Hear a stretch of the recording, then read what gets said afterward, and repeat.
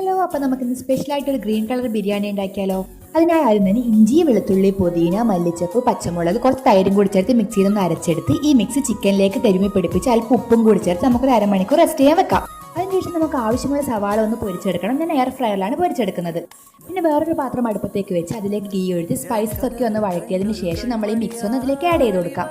ഇനി നമുക്ക് ഇതിലേക്ക് വേണ്ട മസാലകൾ ചേർത്ത് കൊടുക്കാം. മഞ്ഞൾപ്പൊടി, ഗരം മസാല, പെരിഞ്ജീരകം പൊടിച്ചത്, സാദാ ജീരകം പൊടിച്ചത്, കുരുമുളക് പൊടിയാണ് ഞാൻ ആഡ് ചെയ്തത്. അതൊന്ന് വഴറ്റിയതിന് ശേഷം നമുക്ക് ആവശ്യമുള്ള തക്കാളിയും കൂടി ചേർത്ത് നമുക്ക് അടച്ചു വെച്ച് വേവിക്കാം. പിന്നെ നമ്മൾ ഇതിലേക്ക് നമ്മൾ പൊരിച്ച് വെച്ചിരിക്കുന്ന ഉള്ളിയും കഴുകി വെള്ളം വാരാൻ വെച്ച അരിയും ചേർത്ത് അതിലേക്ക് അല്പം കൂടി മല്ലിച്ചപ്പും പുതിനയും ചേർത്ത് തിളച്ച വെള്ളം ഒഴിച്ച് കുറച്ച് ഗീയും കൂടി ചേർത്ത് അടച്ചു വെച്ച് വേവിച്ചെടുത്താൽ നമ്മൾ അടിപൊളി ബിരിയാണി ഇവിടെ റെഡിയാവും.